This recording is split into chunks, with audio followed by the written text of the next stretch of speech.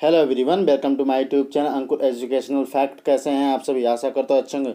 दोस्तों, आज हम आपके लिए लेकर आए मूल विधि के महत्वपूर्ण प्रश्न जो आने वाले एग्जाम में पूछे जा सकते हैं। अगर मेरी वीडियो पसंद आए तो लाइक करें, कमेंट करें, शेयर करें, सब्सक्राइब करें, अपने दोस्तों के साथ शेयर करें। आइए शुरू करते हैं।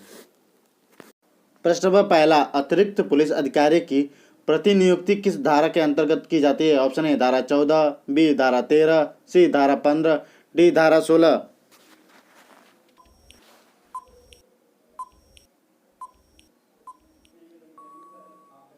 आपका राइट आंसर धारा 14। प्रश्न नंबर दूसरा, भारतीय दंड संहिता 1860 के अधीन धारा 42 में उपर्युक्त स्थानीय विधि कहाँ पर लागू होगी? ऑप्शन ए संपूर्ण भारत में, बी भारत के किसी विशेष भाग में, सी भारत के किसी भी भाग पर, डी उपरोक्त में से कोई उत्तर नहीं।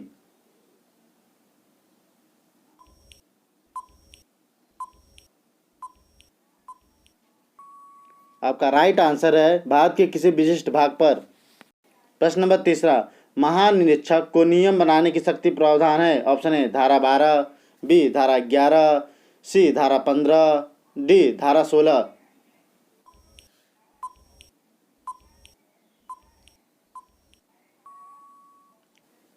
आपका राइट आंसर धारा 12। प्रश्न नंबर 4, लोक सेवक के लोक कृत्यों के निर्वहन में बाधा डालना अपराध है, अंतर्गत धारा? ऑप्शन ए 182 भारतीय दंड संहिता, बी 184 भारतीय दंड संहिता, सी 186 भारतीय दंड संहिता, डी 188 भारतीय दंड संहिता।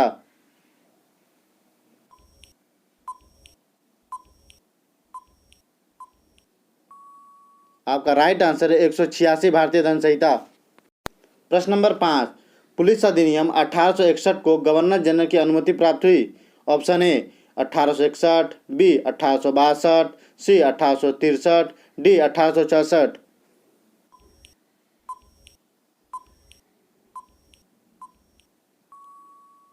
आपका राइट आंसर 1862। प्रश्न नंबर 6, भारतीय दंड संहिता की कौन सी धारा अनैच्छिक ममता के आधार पर प्रतिरक्षा से संबंधित है? ऑप्शन ए धारा 84, बी धारा 87, सी धारा 85, डी धारा 86।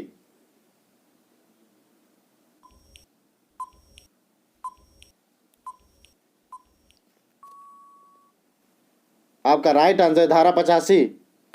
प्रश्न नंबर 7, पुलिस अधिनियम 1861 में कुल कितनी मूल धाराएं थी? ऑप्शन ए 44, बी 46, तीन 47, डी 45।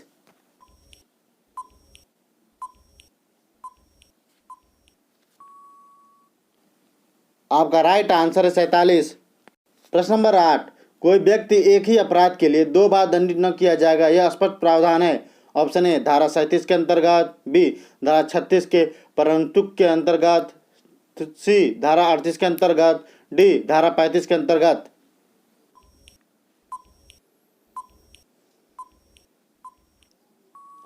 आपका राइट आंसर धारा 36 के परंतुक के अंतर्गत। प्रश्न नंबर 9, नितेश ने अपने एक प्रकाशित लेख में उत्तर प्रदेश सरकार के विरुद्ध नफरत व मानहानि को फैलाया, उसने निम्न अपराध के लिए दंडित किया जा सकता है? ऑप्शन ए युद्ध फैलाने के लिए, बी दुष्प्रेरण के लिए, सी राजद्रोह के लिए, डी उपरोक्त में से कोई नहीं।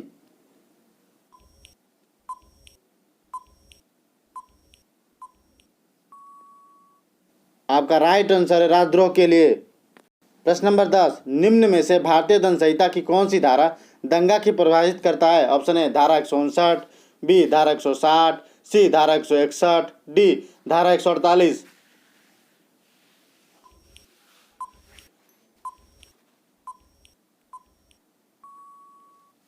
आपका राइट आंसर है धारा 159। प्रश्न नंबर 11, वर्तमान 2021 में कौन से नंबर का विधि आयोग है? ऑप्शन ए 21वां, बी 19वां, सी 18वां, डी 22वां।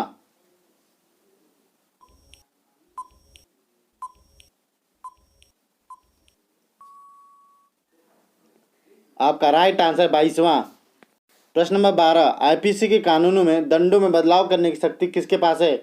ऑप्शन ए विधि आयोग के पास, बी संसद के पास, सी केंद्र सरकार के पास, डी सर्वोच्च न्यायालय के पास।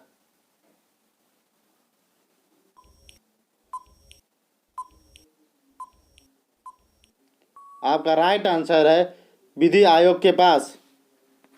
प्रश्न नंबर 14, आत्मरक्षा का अधिकार है। ऑप्शन है अपने शरीर के प्रति अपराध से प्रतिरक्षा, बी दूसरे के शरीर की प्रतिरक्षा, सी चोरी लूट आदि अपराध से प्रतिरक्षा, डी उपरोक्त मतलब सभी।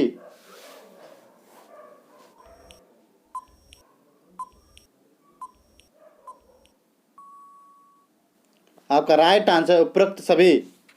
प्रश्न नंबर 15, जम्मू कश्मीर में भारतीय दंड संहिता कब लागू हुई। ऑप्शन है 31 अक्टूबर 1963, बी 1 जनवरी 1934, सी 31 अक्टूबर 2019, डी 1 जनवरी 1962।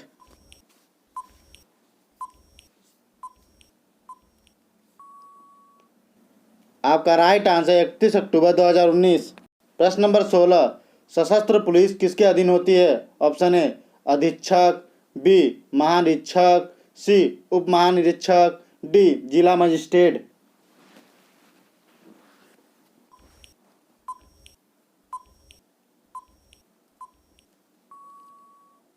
आपका राइट आंसर उप महानिरीक्षक।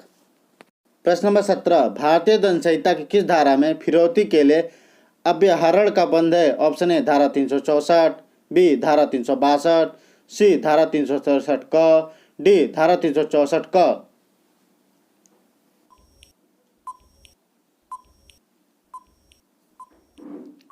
आपका राइट आंसर धारा 364 क। प्रश्न नंबर 18, महिला की लज्जा भंग करने के संबंधी हमला दंडनीय है। ऑप्शन है भारतीय दंड संहिता में, बी दंड प्रक्रिया संहिता में, सी भारतीय संविधान में, डी उपरोक्त में से कोई नहीं।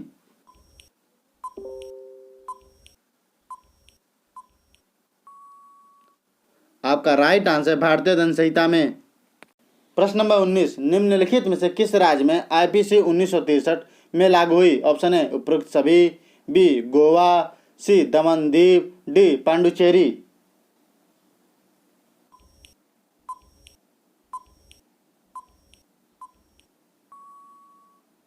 आपका राइट आंसर उपरोक्त सभी। प्रश्न नंबर 20, भारतीय दंड संहिता में लूट परिभाषित है। ऑप्शन है धारा 378, बी धारा 383, सी धारा 390, डी धारा 391।